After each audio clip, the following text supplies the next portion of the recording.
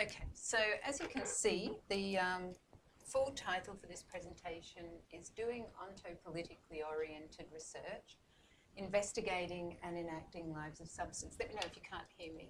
I'll just try and bring this down a bit because I'm quite short. I just want to see everybody. This presentation is going to talk about one of the projects Jake mentioned there. In fact, both that he mentioned, mainly a project on experiences of addiction. And that project set out to generate new knowledge about lived experiences of addiction. How do people manage this aspect of their lives? What does addiction mean to them? How do they cope with the stigma associated with addiction? These are the kinds of questions the project was aiming to answer, and in the process of doing that, it produced a public website presenting participant accounts of their experiences in reenacted video format, audio format, and text format, and that's livesofsubstance.org. But the aim of this presentation isn't really to report on the project findings. I'd be happy to send you the report if anyone's interested, and I'd really encourage you to have a look at the website to get a sense of what we were trying to do with it. Instead, I'm going to examine the project from the point of view of its ontological politics. As I'll argue, the project and its outcomes were fundamentally inspired by the insight that research not only explores and describes realities, it actively constitutes the realities it explores, playing a direct role in reconstituting realities through its conduct, outcomes, and its communications. So I coined the term ontopolitically oriented research here to describe this approach. As I'm going to explain, it's an approach that intentionally sets out to leverage these insights about research and reality to produce specific objects, materials, and discourses to generate better outcomes from research and generate better outcomes more broadly. In this sense, it builds on this research and tries to set out, or this presentation, sorry, tries to set out some key implications of the now quite widely recognised observation that all research intervenes in and helps create the realities it investigates. The presentation is going to do this by explicitly focusing on how we might design and conduct research in response to this power to constitute objects and shape outcomes. And as I say, I'm also going to offer another example of research I've been involved in over the last few years to clarify further the kind of research project approach that I'm talking about here. And that's a study that was led by Carla Treloar here at the Centre for Social Research and Health that investigated hepatitis C prevention among people who inject drugs by departing from the standard ontological unit of investigation, the individual, to attend to the sexual partnership or couple where much hep C transmission is thought to occur. The approach I'm going to outline here is related to John Law's method assemblage approach and ontological methodology. At the end of his book, After Method, Law sums up his key points, calling them issues of ontological method. He goes on to explain that if realities are enacted, then many of the methodological certainties of the social and natural sciences are undone, and we need debate about what follows. So if realities are enacted, our conventional assumptions about what method should do, it should peel away everything to get to reality, a reality that exists outside of research.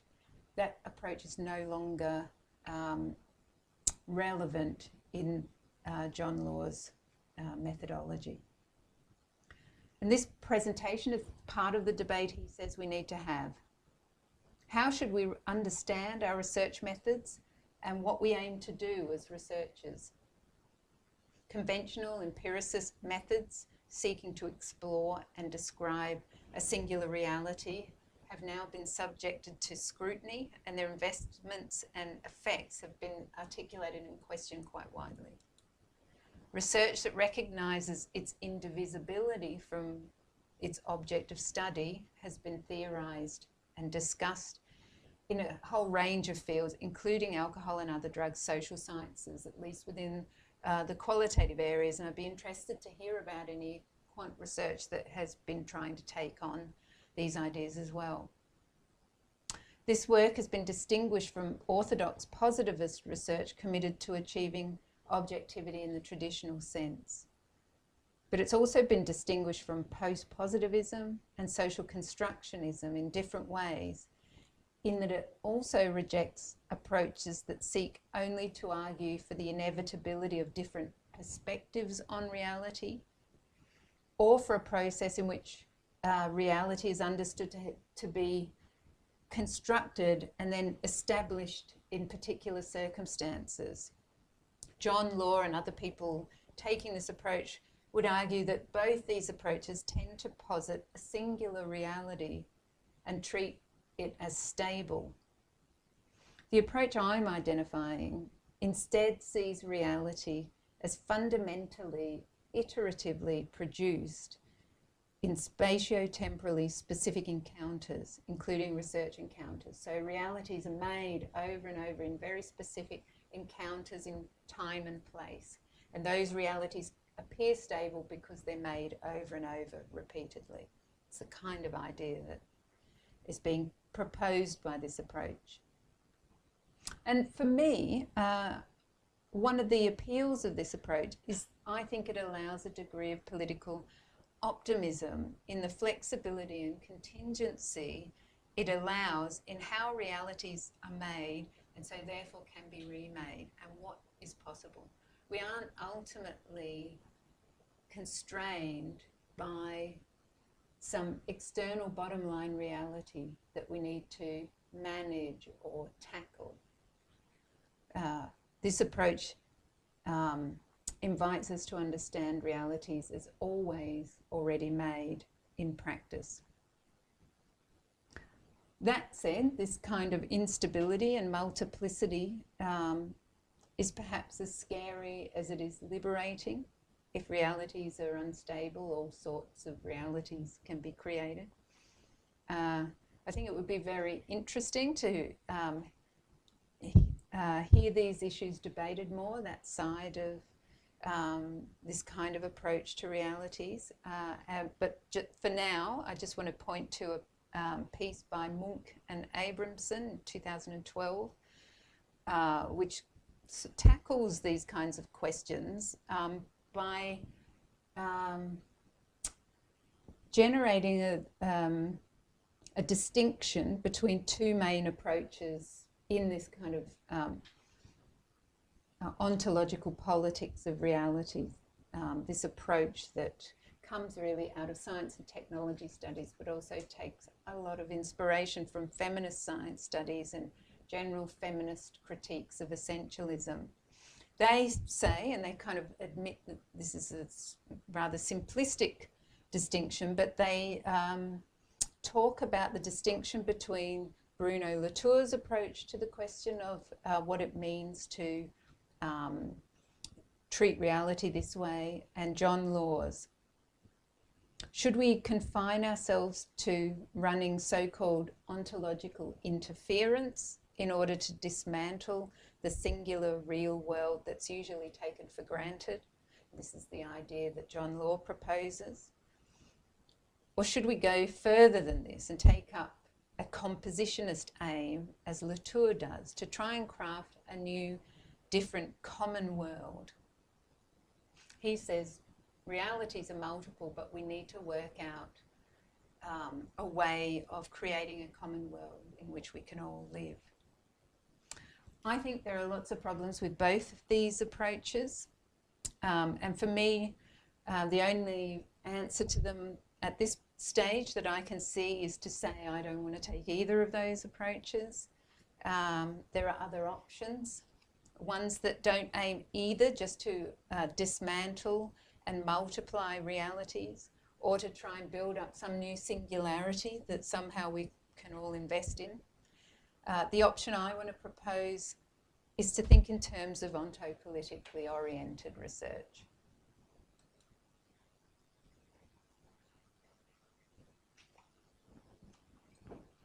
So to go to my main example here, I want to look at a large research project that was completed earlier this year, livesofsubstance.org. The project aimed to produce a public resource presenting the personal stories of people who identify as experiencing an alcohol or other drug addiction, dependence or habit, and to use their accounts to also present key themes relevant to the lives and experiences of our participants. So we drew out themes such as stigma, health and well-being, contact with the criminal justice system, and a range of other things which are also presented on the website. Overall, the aim was to intervene in existing discourses of addiction, which overwhelmingly present lives affected by it in singular terms as pathological, disorganised, harmful and tainted.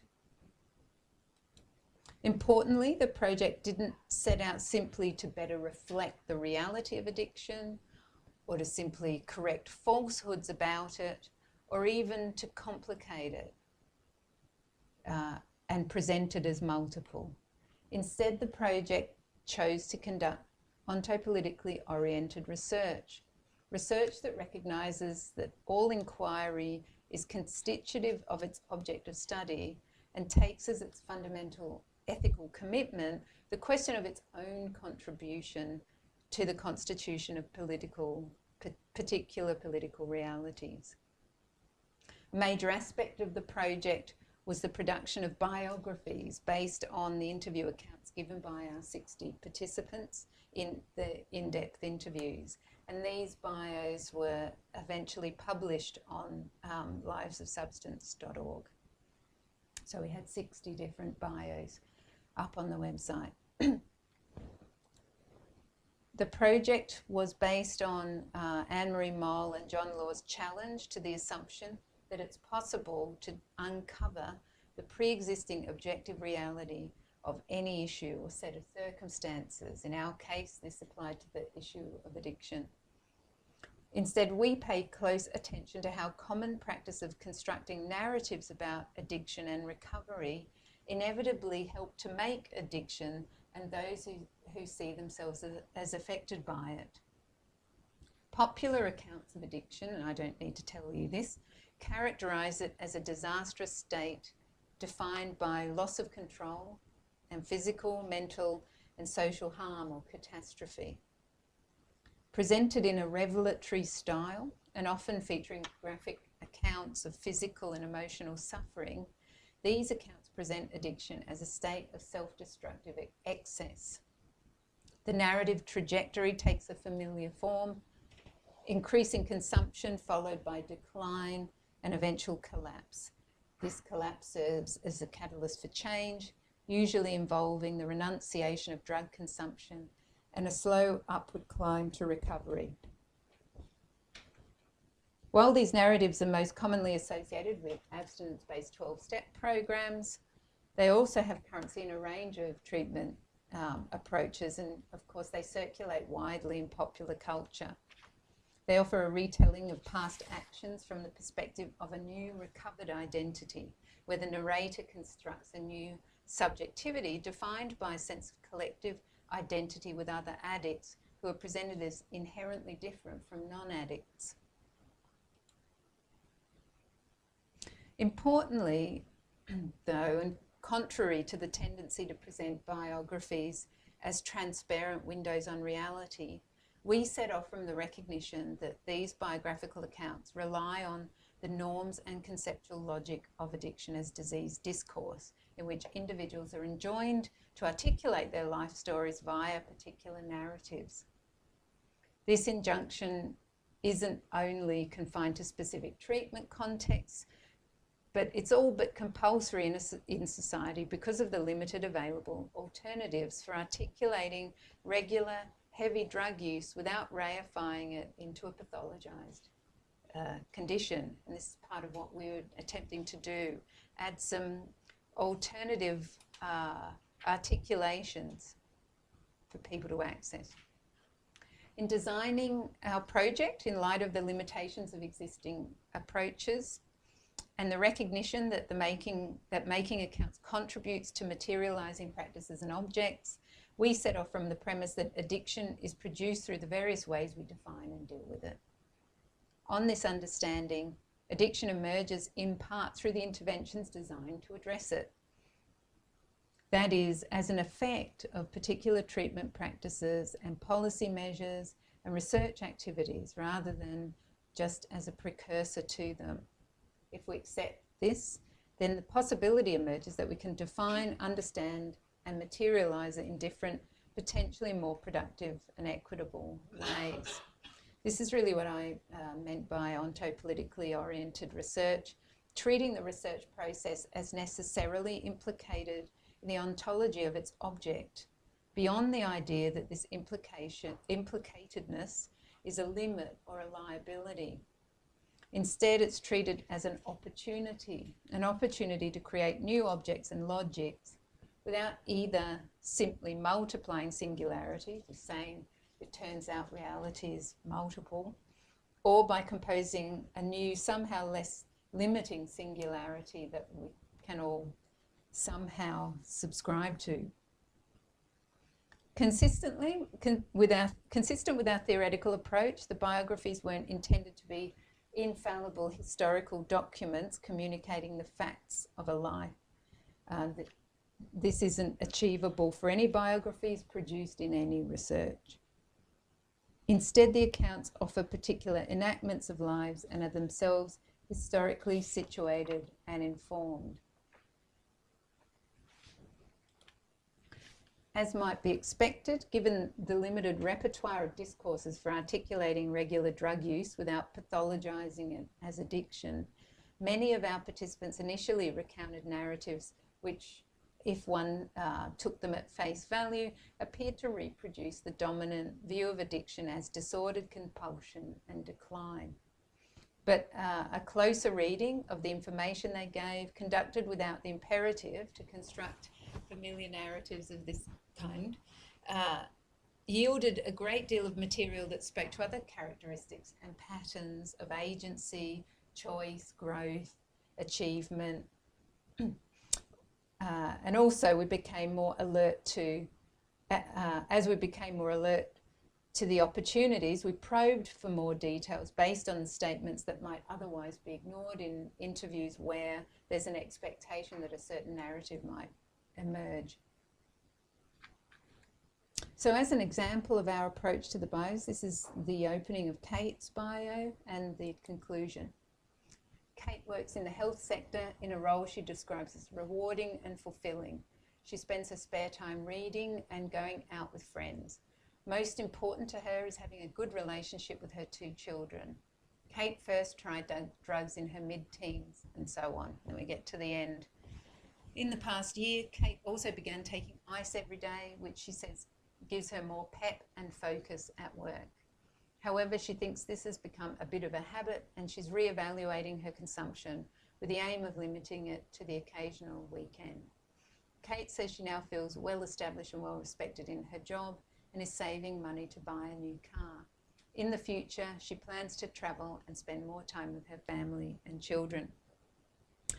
And I have to say, when we were writing these bios, we had a joke that we had to read them to make sure that they didn't sound too much like dating website bios, because they started to sound a lot like, you know, likes walks on the beach, new wave French cinema. We did actually have to kind of work quite hard to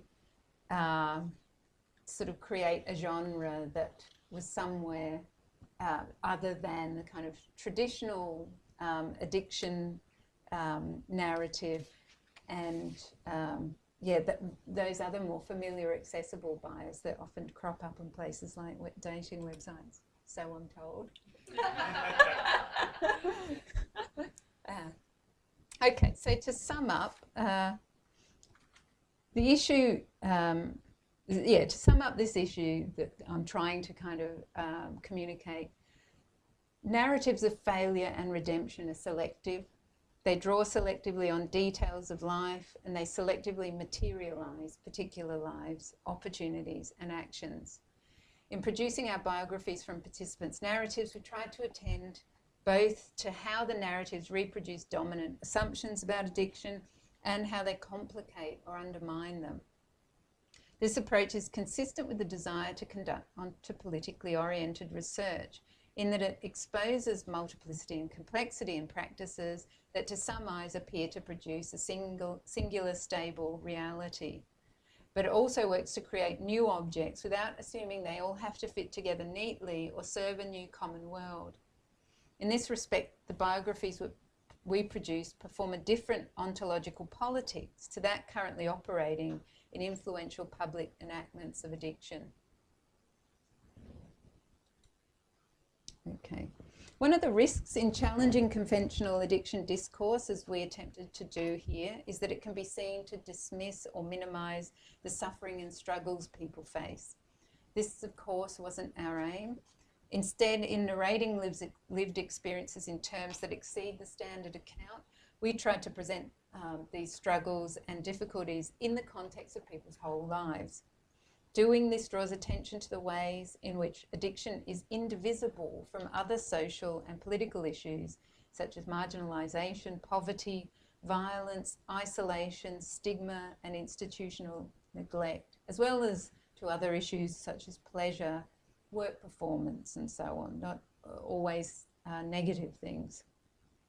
The accounts we produced actively complicate the humanist ontology at the heart of traditional addiction narratives, in that they don't assume from the outset that addiction is a problem located in the individual human subject, or indeed that it's a problem at all. Rather, the project recognised that experiences of addiction emerge through a complex network of human and non-human forces that include but far exceed individual patterns of drug use and assumptions about compulsive disordered subjects. Our biographies therefore situated the individual participants in an array of circumstances and dynamics highly unorthodox for the addiction genre. In this sense, addiction, its shape and boundaries, even its nature and utility as a general concept, are remade. And here I've got a couple of comments submitted with the website evaluation responses that point to this action. I like the way that drug use is not positioned as the central defining feature of the people on the site. So this is feedback we received via an evaluation form that we placed on the website. It's good to highlight how drug use is part of a person's whole life, which is complex and worthwhile as the lives of those who don't use drugs. I like that the stories I read didn't all end with, and then I stopped using and my life got better. I believe that the more society acknowledges that positive change can occur regardless of use, the more people will feel prepared to enact some of those changes in their lives. And I should say here that part of our method process for creating the bios was to offer all of our participants the opportunity to read the bios that we wrote about them.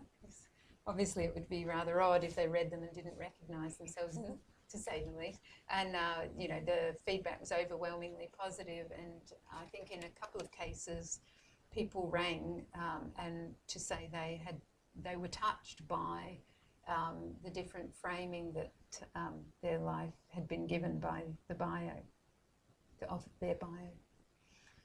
Okay, so using this research project then, I want to draw out 3 related points about this kind of research and the questions and challenges it raises. And there are others to be made, and other projects I've also been involved with where ultimately I intend to add more points to this analysis. These are some of the initial points I am able to make at this stage using the projects that I'm talking about here today. Okay, the first point, the methodological performativity of naming. This aspect of the project was really central to our recruitment analysis and the final products of the project, in particular the website. all phenomena are at least partly constituted in the process of naming. This is, of course, the case for addiction, which, being highly contested and heavily stigmatised, is an area characterised by controversy over naming. For many, the term addiction is a common sense signifier of a clearly defined singular problem.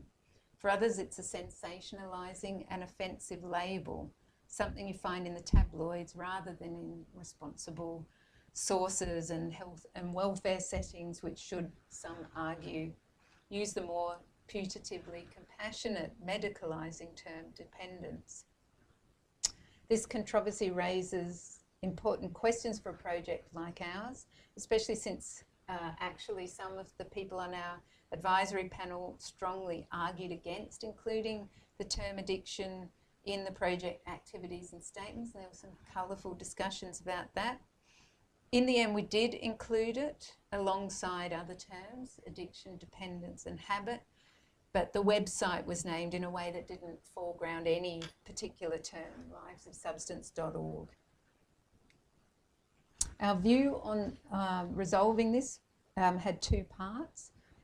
First, our aim was to tackle stigma associated with addiction, to illuminate the ways it could be rethought, to recognise and present or remake the lives of affected people as much richer and more diverse than usually framed.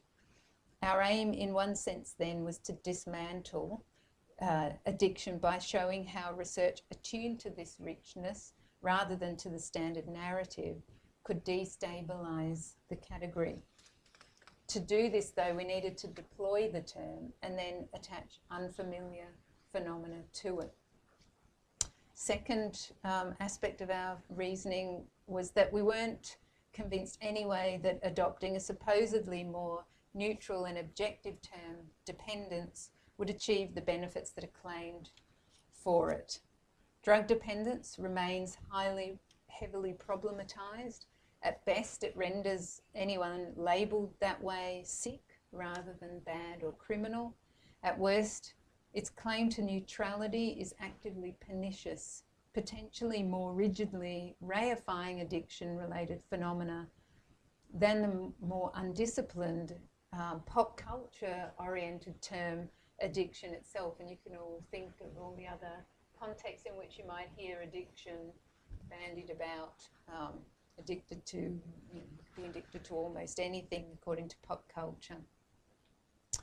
In short, the term dependence enacts its own ontological politics, linking drug use practices to supposedly neutral medical research and discourses as a means of positioning individuals and their activities as a problem in need of a cure. From an ontopolitically oriented research perspective, this object can neither be simply decomposed and multiplied into lots of forms or recomposed using kinder labels in some kind of common world where we all agree we should be talking about dependence.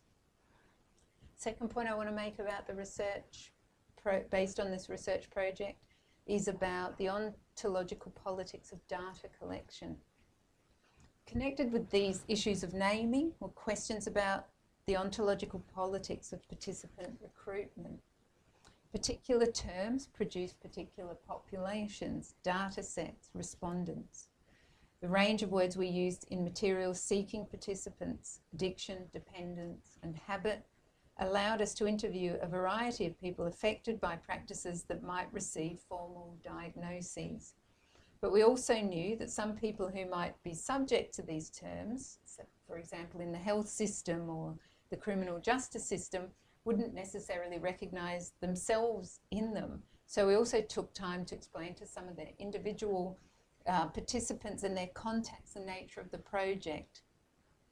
And in that way, we managed to recruit a range of people, some of whom knew that they might either had been or might receive a diagnosis of dependence in Australia, but had a critical view of that label.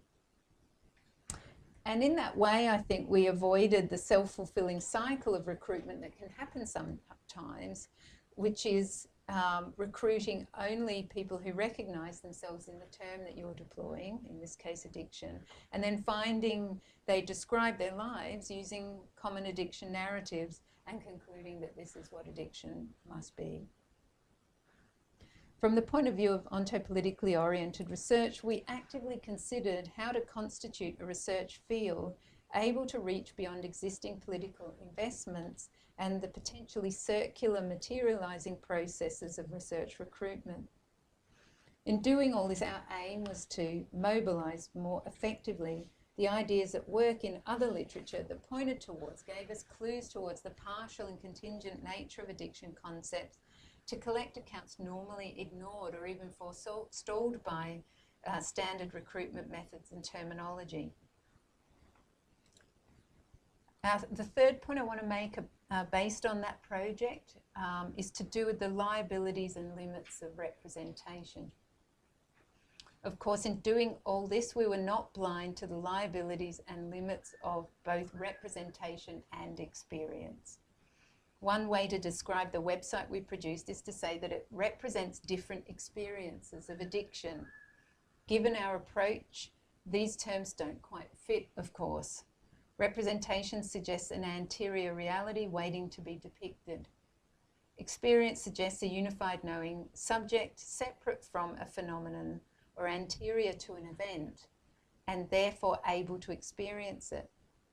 Yes, we could say the website does this, but we'd also say it enacts different accounts of addiction and in doing so helps materialise addiction differently for the people involved and for others who come into contact with the accounts. And we do know that the website is being used now in training and in tertiary courses, as well as being accessed quite widely by the public. Okay, so to sum up the issues covered in this discussion of livesofsubstance.org, I consider this project to be ontopolitically oriented research, not only because it sets off from the recognition that all research is partial and creates realities, but it embraces this insight to actively think about how research might be designed, conducted, and articulated to compose more equitable and just realities. It recognises that language is constitutive and can foreclose the research aims and findings if it's not carefully considered. And of course, in some respects, research always does this. Its language always creates certain foreclosures, and this has to be acknowledged. And it accepts that research findings can't simply be regarded as evidence of reality or even reflections of experience. The role of research as performative must govern the understanding of each phase and element of research.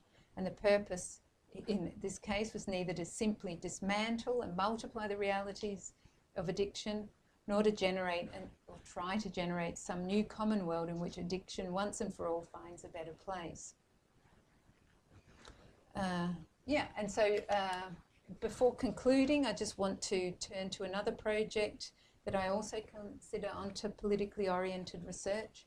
In this project, which I'll call the Couples Fit Pack project, I worked with colleagues here at University of New South Wales Centre for Social Research and Health, led by Carla Treloar. In this project, we decided to consider the role of material objects in the framing of bloodborne virus prevention and responsibility among people who inject drugs.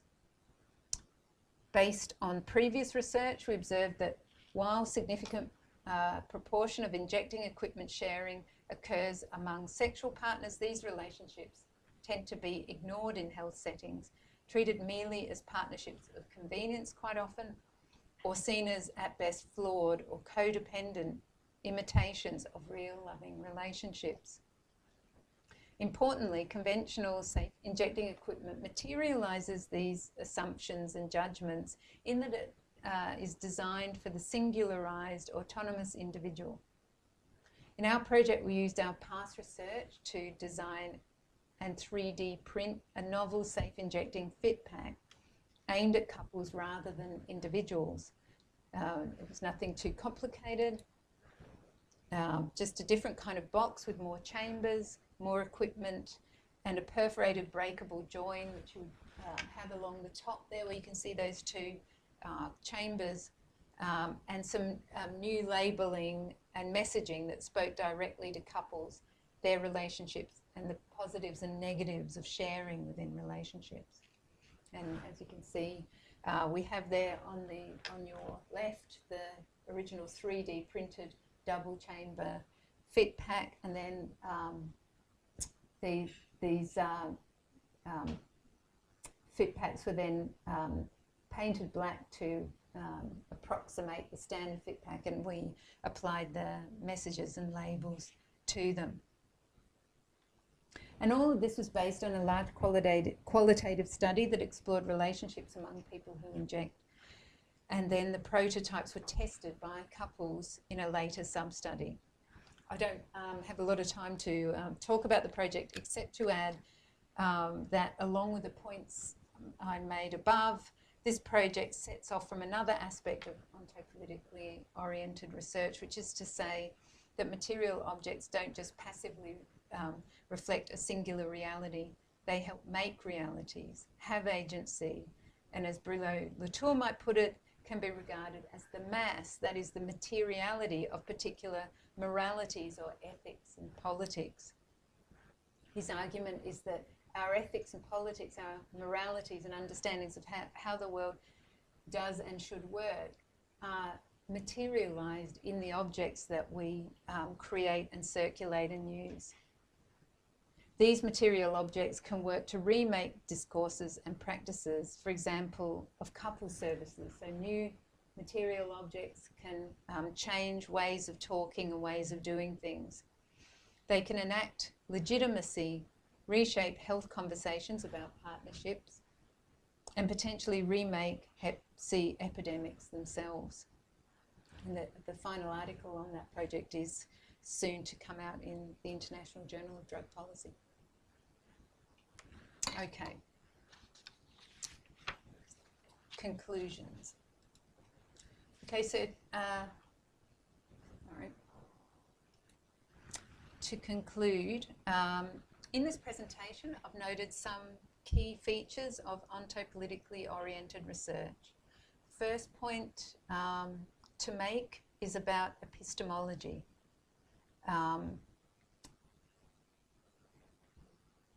This kind of research leverages the idea that realities are emergent to embrace rather than manage the action of research in constituting realities. So in this approach, the ontologically performative action of research isn't a problem to be hidden or battled. It's a characteristic to be leveraged or used. The second point to make about ontopolitically oriented research is about terms.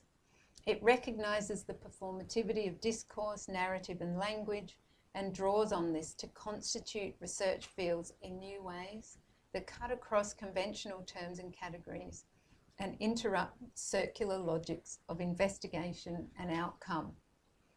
So reality doesn't exist independently of material discursive practices of language and narration. This third point to make about ontopolitically oriented research is about data. It recognises that all data sets are constituted from historically and politically specific assumptions about objects of study and causal relations. This means that actively constituting novel or atypical data sets is not interrupting the proper representation of reality. It's critically leveraging an otherwise unacknowledged constitutive process. So here reality doesn't exist apart from the process of collecting data about it. Last point to make about ontopolitically oriented research is about outcomes. It recognises that research projects are as intimately involved in the making of everyday material realities as they are in reflecting them. How they constitute their aims and their outcomes should acknowledge this. So performativity, the performativity of research should guide aims and design. Overall, the aim of this kind of approach is to exceed simplistic choices between dismantling singular realities to acknowledge the mess of the world, as John Law might ask us to do, and somehow composing a new common world, a reality or world, as Bruno Latour might ask us to try to do. Dismantling and composing are both necessary, but only to serve partial overlapping worlds, and I hope to say more about that in the future. I want to finish here, but there are many other things that could be said about ontopolitically oriented research, and as I say, I'm in the process of developing up this set of points.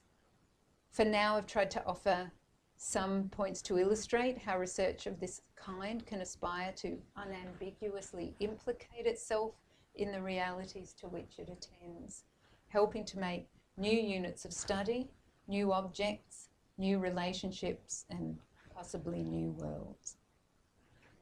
And before I finish, I just want to acknowledge all the various contributors to the two projects I've talked about today. Livesofsubstance.org was funded by an ARC Discovery grant, and my research at the time was funded by a Future Fellowship.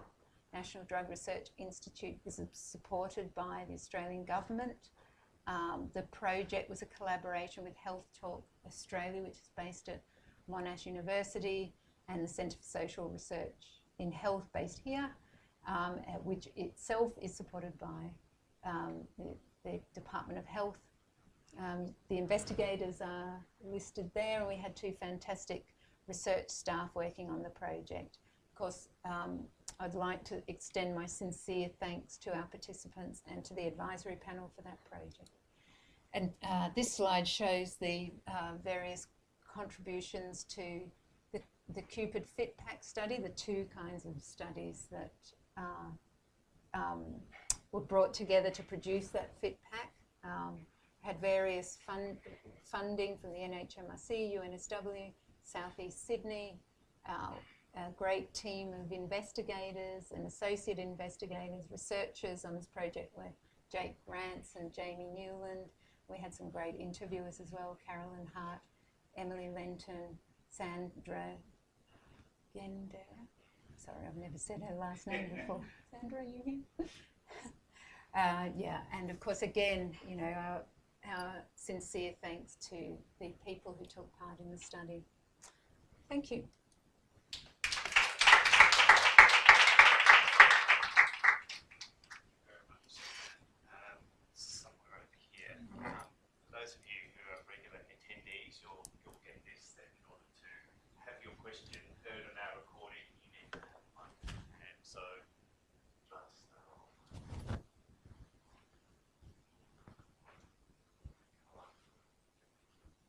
On your very last point about, and correct me if I've got it wrong, yeah. It's more than simplistically dismantling singular notions or composing new notions to serve one goal. The second point about composing new things, is that simplistic though, if that new composition is sufficiently big, broad, complex, different, multiple, all those things? Is what bit simplistic, sorry? And so if, and again, correct me if I'm wrong, the composition of something new, so this very last point, dismantling and composing are both necessary but only to serve partial worlds. I guess I wanted you to talk more about the limitations of composing something new. Could it do the job, or what are the limitations of composing? I mean, that is a focus of mine. I guess those two options, I'm sort of on my own track there with a debate between John Law and Bruno Latour. Yeah. But, you know, I think they're relevant to this kind of work, because the question is, are we ever going to come up with the answer? And obviously not. We would never even know if it were the answer, and it might only be, if it ever was, it might only be for 5 minutes until something else changes or some other confluence of things happens. So I guess I tend to think research, like everything, is sort of, you know, never ending, and all we're ever doing is doing our best to kind of try and produce accounts that are more useful and productive in a process where we have to decide what our own goals are. And, you know, I guess projects of this kind are trying to produce more just and equitable worlds for people who inject drugs, but I have to decide what I mean by that. It might be different from other people. And so I sort of see both that kind of project as only ever partial. We probably never will all agree on what exactly is the right outcome, but also that given this kind of approach to reality, I don't see that it is ever possible to kind of generate some kind of agreement on what a common world would look like. And so we can only ever realistically aim to kind of work with what we have in front of us to produce outcomes that we recognise can only ever partially address issues and people as they're living their lives. Does that make sense? Yeah, I guess it's about how big and diverse this composition could ever be. But is there a theoretical boundary of that? Could it be? Which do you mean, sorry? Yeah, that I think it could be, but I mean, I'm not sure if you're saying, is there no political limit on it? Is there no power crushing back down all of our options? Yes, I think there is, but that too is kind of part of this process of being, is emergent too. Like, who knew Donald Trump was going to, you know, like that's a kind of quite a sudden emergent outcome, which people can kind of apply all sorts of teleological arguments to, but which was largely unanticipated beforehand. And so I guess I think, you know, this kind of research is wrapped up in questions of power, but how power plays out and the opportunities to do things and to create the new, and not necessarily as obvious or as recognisable as we might think they are. And so there's a kind of element of real unpredictability, and in that there isn't a limit. So much I want to say, but I'm going to be generous. Leave instead. Thanks. Thanks, Suzanne. I really enjoyed the talk. It was great. And I want to go and look at the resource on the website. Great. I don't know it. But as you were talking, I was thinking about the Safe Schools debate, and when that all blew up, you know, I wasn't plugged in at all, and I went back and I started looking around the website and quickly found this incredible resource that was produced by a small NGO in Victoria for kids who were thinking about trans issues. And it was a resource, they had about 20 stories written by 20 different young people, and there were, you know, stories of their navigating trans, and they went in 20 different directions. And what was so fantastic about it was that you could imagine if you were a young person with those questions in your mind and you read this, there was no kind of plan. Do you know what I mean? There was no path being laid out for you. There was just all these kinds of questions being opened up, and people who were saying, talking to my parents was really important. People were saying, oh, it was really important I didn't talk to my parents. You know, so it just really kind of provoked thought and put, you know, invited a really big context to kind of help navigate your experience.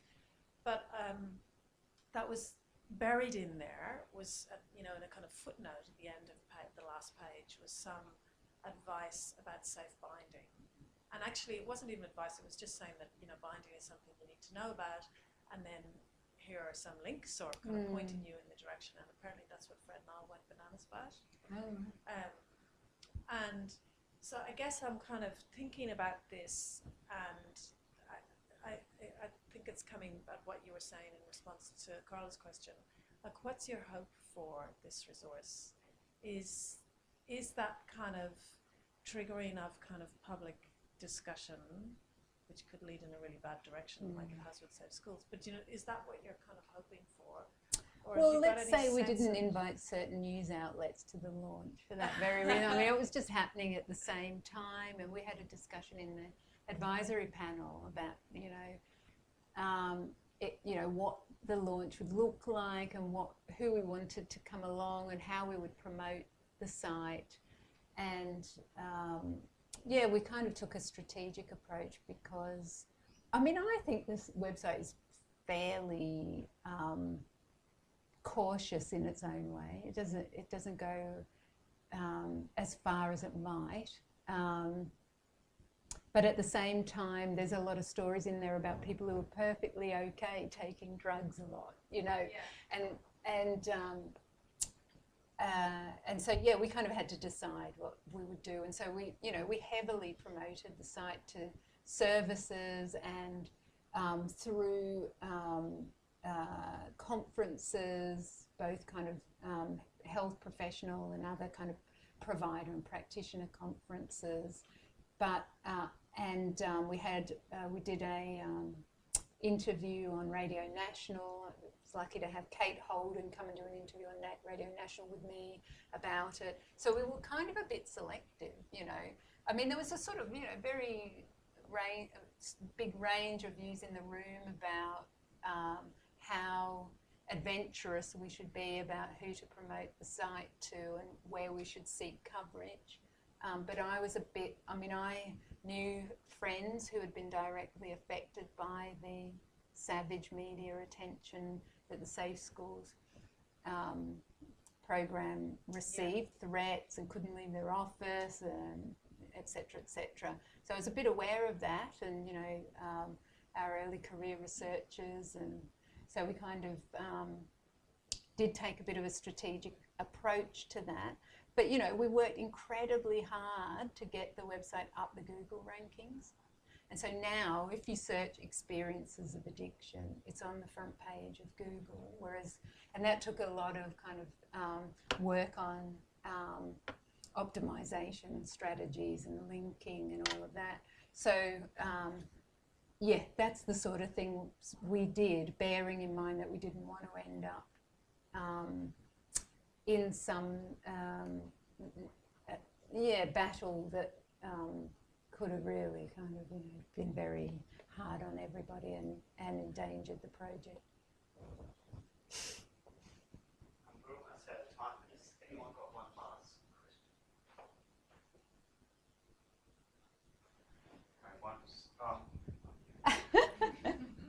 Thanks, Suzanne. That was really interesting, and you know, I to a lesser extent have thought about some of these things. One of the things that I will struggle with this stuff is some of the way that trying to quickly explain, you know, emergent multiple realities in this approach is, it can be read, and I know this isn't the way you approach it, it can be read as that on a surface level that everything is just kind of optional and anything can kind of happen, and of course that unpredictability is a key part of allowing for that in this kind of emergent approach. But there's the thing that I struggle with is then what makes some things endure. So it's the repetition that makes some realities endure more than others. So particularly with the concepts and experience of addiction, that makes those ruling narratives endure so much. And we can see many of the material practices that make them endure. Which is, I guess, why the disruptive approach is attractive to some. They go, could we disrupt or replace or put these alongside and give them a life that, you know, multiplies those realities? So I can see that. I quite like that characterization you said about, you know, John Law's very much in that multiply camp. and Latour's, well, it's a bit cult-like, that creating that single common reality, don't you think? That common project where you hunt thousands of people to try and create reality together. But I'm just wondering if you would like to comment on, the place of repetition and endurance in your... Yeah, I mean, basically, my answer is sort of the same thing I said to Carla, which is as I read this approach, it's not as though anything can possibly happen. And it's the kind of same debate feminists had 2 decades ago about, what happens if there's no essentialism, It's that, but in this case, I guess what I would say is, and my understanding of it would be, that there are many, many complex things being iterated at any time, and that together, if they continue iterating in the same way, they hold things together. But all you need is a certain few things to fail, for an error to creep in, and you get Donald Trump. Like there are big changes that can happen suddenly through some quite unanticipated, I don't want to say failures, well, sometimes it's failures to iterate things as they were, individual things. Sometimes it's intentional. But it's, for me, that's how I would understand it. And there are these kind of patterns that have arisen for various reasons, some intentionally, some not, and that they can hold things together, but that change is also possible through intentional and accidental mis-iterations of things. That would be a kind of Butler understanding of gender.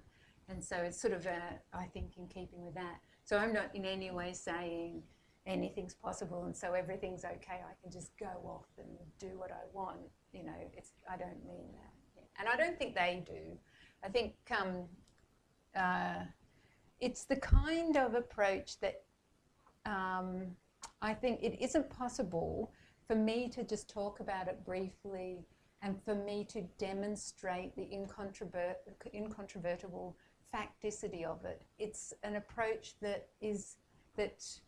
and I suppose all of these sorts of accounts of method or philosophical positions on things, it's about persuasion. And when you read the literature, you may or may not become persuaded by it. I'm fairly persuaded by it at this point. And who knows, something else will come along later. I wouldn't live and die by, this kind of theory, but yeah. Well, that sounds like an ideal moment. I won't live and die. Thank you very much. Yes.